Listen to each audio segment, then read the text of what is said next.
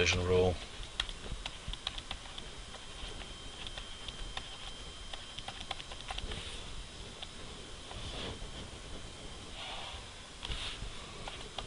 If, now, chi-squared values, if chi-squared calc, which will be based on the sample, is less than or equal to 3.84, right? We're in the region where the alpha is not, which is the acceptance region. We'll say do not reject the null because the null is possible. In other words, it's possible that these two distributions are the same. But in this case, we'll say it is possible the null is true, it's possible the coin is unbiased or not biased, just as we had for the z-test version of this. Alternatively, if the calculated version of chi-squared is greater than the critical value, puts us where the alpha is, then we have sufficient deviance between the observed and the expected. We'll reject the null as unlikely and accept the alternate as being likely, and again we'll do the same interpretation as the z-test version. Alright, so it is likely the coin is biased.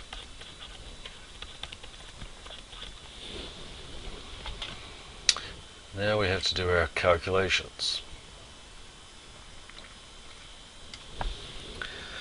The formula for the calculated value of chi-squared is the summation, right? So that's capital sigma, summation of the expression observed minus expected squared divided by the expected.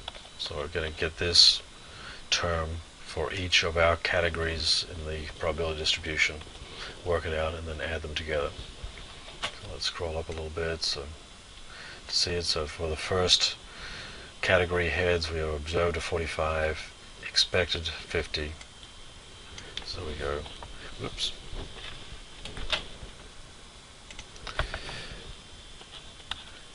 Observed 45, expected 50, square that difference, and divide by the expected of 50.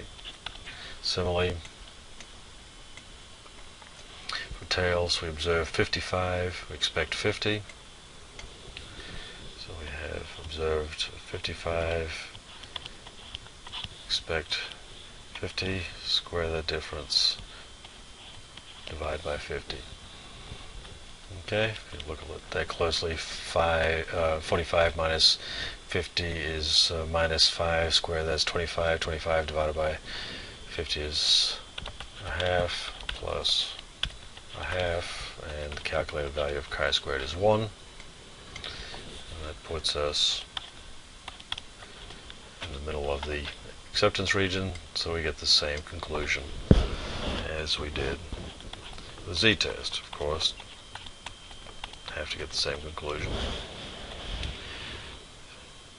Same data, same question. So, since the calculated version of chi-squared is equal to 1, which is less than the 3.84, the critical value, alright, the observed and expected are close together, so do not reject the null.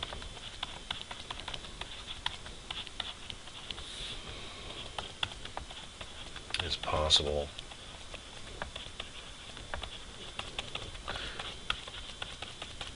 the coin is unbiased or not biased.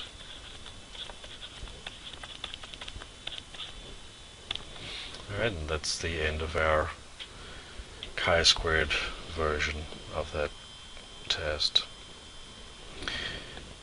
Let's go on and compare these two problems. In the first problem, as a z-test,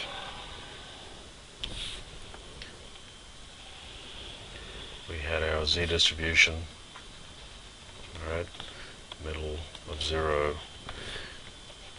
critical values of plus and minus 1.8 1.96, and we had a calculated value of -1. On the chi-squared version, alright, remember it starts off at 0 and then trails off to infinity. We had a critical value, so this is a chi-squared with 1 degree of freedom.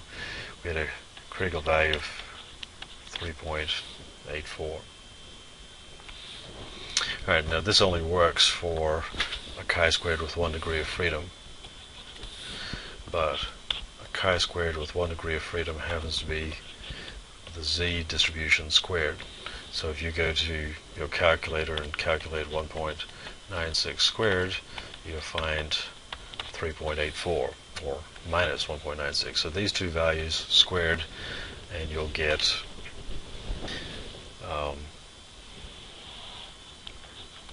the upper limit. Alright, so square those two, you get that value.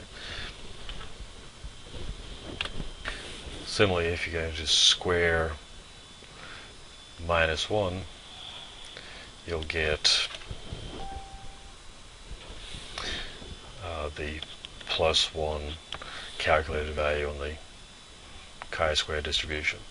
So for a one sample two-tail test on proportions is equivalent to our particular chi-squared problem. The moral behind this story is that on the two-tail z-test we have no choice on the hypotheses, and since the two tests are equivalent, we'll have again no choice on our hypotheses. Okay, the null hypothesis will be that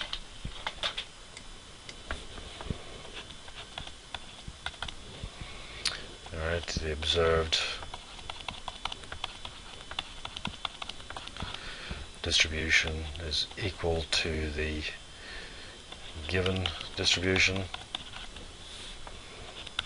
and the alternate will be the observed is not equal to the given distribution.